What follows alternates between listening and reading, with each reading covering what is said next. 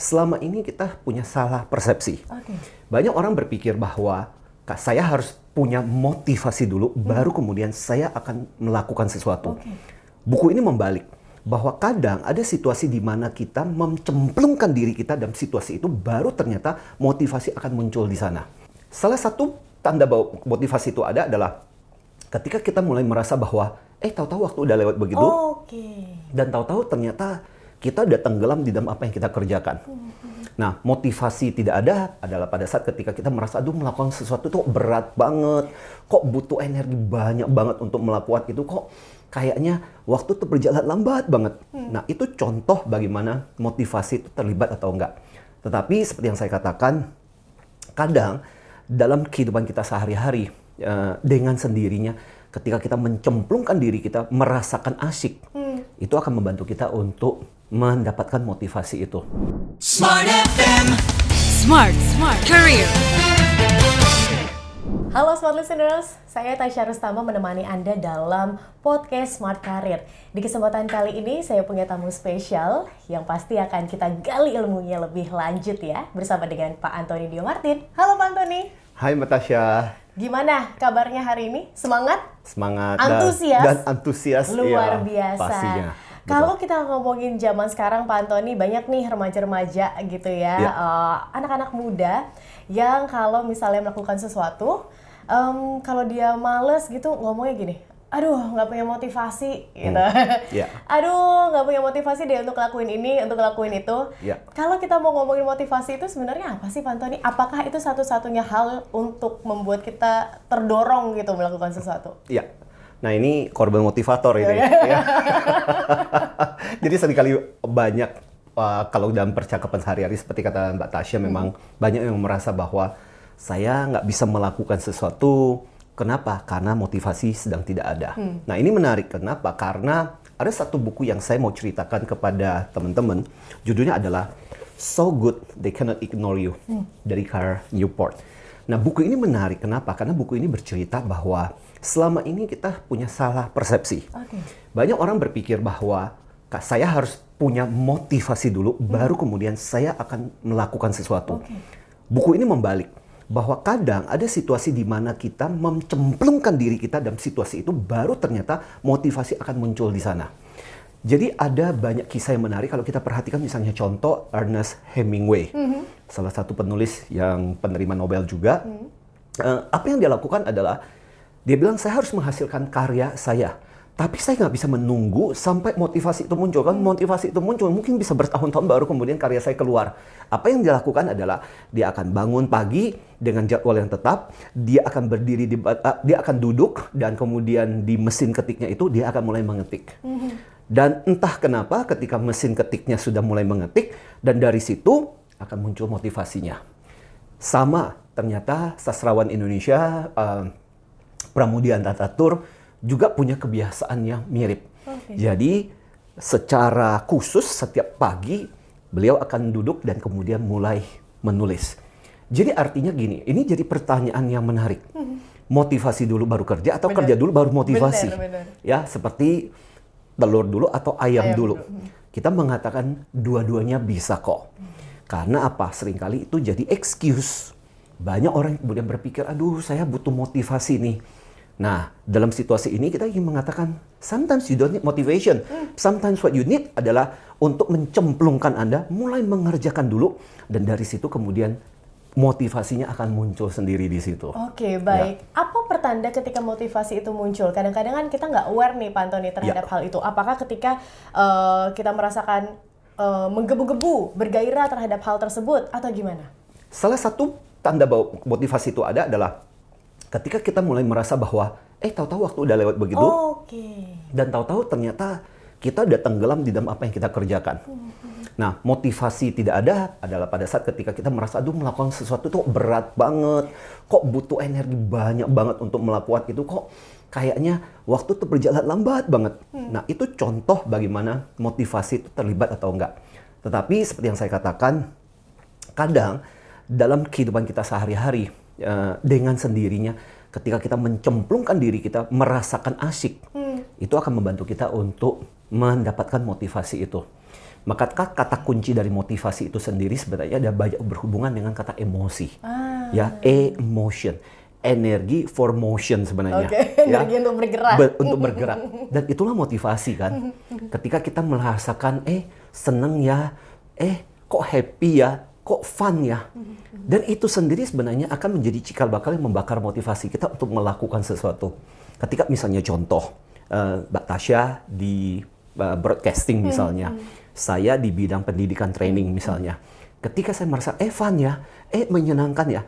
Dan kita sendiri dengan sendirinya kan termotivasi untuk melakukan pekerjaan. Kenapa? Karena ada unsur emosi di situ. Jadi adalah sangat penting juga buat kita untuk merasakan perasaan-perasaan menyenangkan, perasaan-perasaan enjoy, asyik.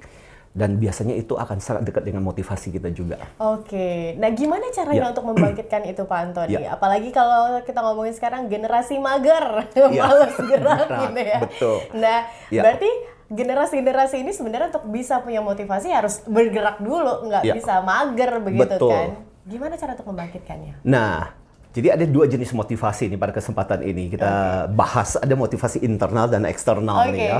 Motivasi internal ada motivasi yang muncul dari diri kita sendiri ketika kita dengan penuh kesadaran mendorong kita bahwa kita mau melakukan sebuah pekerjaan itu. Kita tertarik untuk melakukan pekerjaan itu dan kita harus menyelesaikan dorongan dari dalam. Atau yang motivasi eksternal, motivasi kita butuh orang lain untuk mendorong kita. Nah, adalah menurut saya sangat penting buat kita untuk mengenali kita punya kecenderungan seperti apa. Ya, seberapa kuat motivasi internal kita. Makanya ada istilah yang kemudian dipakai di dalam dunia psikologi namanya locus of control. Ya, ada locus of control internal dan ada locus of control eksternal. Locus of control internal adalah orang yang punya kecenderungan melihat segala sesuatu dari dirinya sendiri. Nah, jadi motivasinya jadi internal. Ada juga locus of control eksternal, di mana dia melihat persoalan, problem, situasinya butuh dari pihak eksternal. Nah, kemampuan kita untuk mengenali kita itu kecenderungannya di mana, itu akan menolong. Jadi kalau saya tahu motivasi saya internal adalah saya menciptakan dalam pikiran saya, apa sih yang menyenangkan? Saya harus membangun self-talk, saya bilang dengan diri saya sendiri. Dan kalau motivasi saya adalah eksternal, berarti saya butuh orang lain, teman, saudara, yang kira-kira bisa menolong saya untuk memberikan semangat. Ayo dong Pak, kasih tahu saya, beri saya kata-kata inspirasi untuk menggerakkan saya lagi. Down nih misalnya. Itu adalah hal yang bisa kita lakukan untuk membantu kita dapat motivasi juga. Oke, baik. Pengaruhnya apa Pak Antoni? Motivasi itu terhadap emosi atau emosi itu terhadap motivasi, ini pengaruhnya apa? Oke, jadi kalau kita katakan motivasi ketika menyangkut dengan emosi itu yang membuat orang bisa melakukan hal-hal yang luar biasa. Dan bedanya adalah ketika udah terbalut dengan emosi, itu membuat kita melakukan sesuatu itu dengan jauh lebih dahsyat. Sampai-sampai saya seringkali mengatakan bahwa di dalam melakukan pekerjaan kita menyebutnya apa sih? Ada yang menyebutnya passion, ada yang menyebutnya antusias. Itu kan emosi. Kenapa misalnya contoh, even seorang tukang penyapu jalan gitu. Kenapa sih ada orang yang meskipun dia cuma penyapu jalan gitu, tapi kok dia melakukan pekerjaan kok ada keceriaan, ada semangat gitu. Kenapa? Karena ternyata ada passion di balik itu. Saya masih ingat saya pernah bertemu dengan seorang dengan latar belakang accounting loh. Buat saya accounting, finance itu itu adalah bagian yang sangat membosankan dulu. Ketika saya ambil MBA saya gitu, ya pelajaran yang kalau bisa saya hindari adalah finance gitu. Karena saya merasa nggak gue banget gitu loh masalah angka. Jadi saya ketemu sama dia waktu ketika sama-sama ngambil program sertifikasi di Kuala Lumpur waktu itu. Dan dia cerita latar belakangnya di accounting, finance, dan dia mengatakan betapa dia sangat enjoy dengan pekerjaan itu. Pertanyaan saya kepada dia, how come you can be so motivated and so enjoy dengan yang namanya accounting dan finance itu? Dia cuma mengatakan, jangan salah Anthony. Pekerjaan accounting finance itu membuat saya berpikir seperti seorang detektif. Ya, it's fun, it's so exciting gitu. Buat saya adalah oke deh gitu. Ya, mungkin saya nggak memahaminya. Tapi artinya gini loh, bagaimana perasaan exciting, fun di dalam pekerjaan itu yang mendorong dia untuk melakukan pekerjaan itu. Nah, saya merasa bahwa setiap dari kita harus berusaha untuk menemukan unsur-unsur seperti itu. Karena ketika kita menemukan unsur-unsur emosi seperti itu akan mendorong kita juga untuk melakukan pekerjaan kita dengan lebih bersemangat. Baik, berarti motivasi itu jatuhnya sangat personal ya Pak Antoni? Iya. It depends on us gitu. Iya. Ada hubungannya nggak dengan latar belakang atau apa yang pernah kita lewati? Iya, jadi kalau kita bicara tentang motivasi itu always personal. Makanya kita harus mengerti yang paling penting adalah pattern kita. Pattern ya? Setiap orang punya pola motivasi sendiri-sendiri. Itu yang seringkali saya katakan di dalam program-program, di dalam seminar-seminar saya. Kita kecenderungan motivasinya, ada yang termotivasi karena mengejar hadiah. Ada yang motivasinya adalah menghindari rasa sakit. Istilahnya pain atau pleasure. Satu hal yang menarik adalah saya itu seringkali di approach untuk ayo dong, zaman-zaman ketika waktu ada multi level marketing, ayo dong, Tin, ayo ini kalau kamu berhasil jualan dan sebagainya bisa ke Las Vegas, ke ini itu dan sebagainya. Well, problemnya adalah motivasi saya adalah bukan yang sifatnya pleasure. Tapi lebih ke pain. Jadi mau diiming-iming apa, doesn't move me.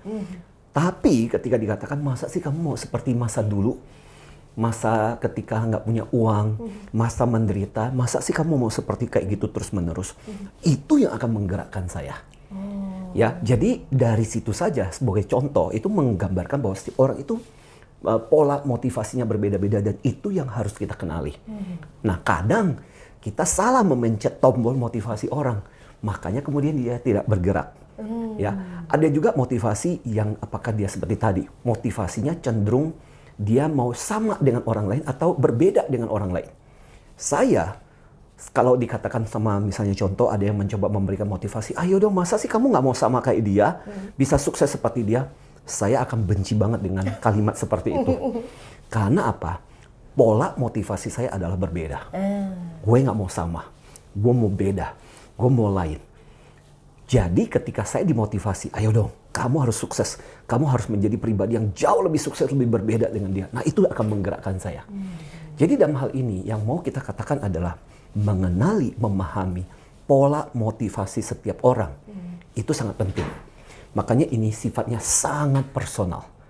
Ya, semakin kita mengenali pola motivasi dia, semakin kita bisa memencet tombol yang tepat buat orang itu. Oke, baik. Ya. Nah, gimana menjaganya Pak Antoni agar motivasi itu tetap ada dan tetap membara begitu? Selain kita harus, yaitu move dulu, bergerak dulu. Oke, saya punya satu prinsip yang saya sebut dengan kata SAM. Itu yang paling simple, sederhana. Ya, jadi dari buku ini, ya, saya ingin tunjukkan dan saya ingin jadikan sebagai sebuah kesimpulan pembelajaran kita. Ya, so good they cannot ignore you. Jadi bagaimana caranya kita menjadi sedemikian bagusnya sehingga orang tidak akan melupakan kita. Itu yang dikatakan oleh Cal Newport di buku ini. Ada prinsip yang namanya SAME. Ya, S-A-M-E. Pertama-tama adalah supaya termotivasi, self talk kita itu penting. Ya, cara kita berbicara dengan diri kita, cara apa yang kita katakan terhadap situasi itu akan menentukan apakah kita akan termotivasi atau terdemotivasi. Ketika kita dikasih misalnya contoh pekerjaan tambahan oleh atasan kita, apakah kita termotivasi untuk menunjukkan aku bisa, aku mampu, ataukah ya dikasih kerjaan lagi, kan jadi terdemotivasi. Yang kedua adalah akses informasi-informasi yang positif. Dan menurut saya adalah sangat penting buat kita kalau kita mau mengeluarkan yang positif adalah terus-menerus menanamkan yang positif dong. Informasi, baca buku, dengerin hal-hal yang positif itu membantu kita untuk memotivasi. Karena kadang namanya juga manusia, kadang ada saatnya ketika down. Kadang saya juga ditanya, Pak sebagai motivator, kadang terdemotivasi nggak? Ya iyalah kan kita juga manusia gitu. Ya, cuma bedanya adalah ketika kita sebagai motivator, pada saat ketika kita terdemotivasi, satu malu juga kan. Masa seorang motivator terdemotivasi. Nah, dengan cara seperti itu, kita tahu apa yang harus kita lakukan. Baca buku, mencoba untuk mendengarkan, atau kalimat mengubah cara berpikir kita. Jadi akses hal yang positif itu menolong. Yang ketiga adalah M. Apa itu M? Mentor. Mencari orang-orang yang punya sudut pandang yang berbeda, bisa membantu kita melihat dari cara yang berbeda, itu menolong banget gitu. Karena ada kalanya kita terperangkap dalam satu situasi dan kita nggak bisa keluar. Nah, orang lain yang dengan sudut pandangnya itulah yang bisa menolong kita untuk keluar dari situasi itu. Dan yang paling penting juga adalah apa itu environment. Lingkungan. Ketika kita berada di lingkungan bersama-sama dengan orang-orang dengan yang termotivasi, bersemangat, kita juga akan jadi bersemangat. Ya, saya mengajar di beberapa tempat. Saya masih ingat, saya ngajar waktu ketika Singapura, baru-baru ini ngajar di Bangkok gitu. Berisi orang-orang dengan pencapaian prestasi yang luar biasa. Dan salah satu peserta ketika diminta untuk memberikan testimonialnya mengatakan, gimana saya nggak termotivasi di antara dengan orang-orang dengan pencapaian begitu luar biasa. Mereka tiap hari berbicara mengenai prestasi, pencapaian. Ya, dengan demikian saya juga ikut tergerak lah gitu. Betapa environment juga menolong. Mau jadi wangi, bertemanlah dengan tukang parfum. Exactly, betul. I love that quote. Thank you, betul. Terima kasih Pak Antoni Thank you sudah banget. memberikan insight-nya. Semoga ini juga menjadi pantikan motivasi untuk smart listeners di kesempatan kali ini. Anda bisa simak podcast-podcast lainnya dalam podcast Smart Career. Tasya Rustama dan Pak Antoni Dewi Martin pamit. Sampai jumpa. Smart FM. Smart Career. Make your future better.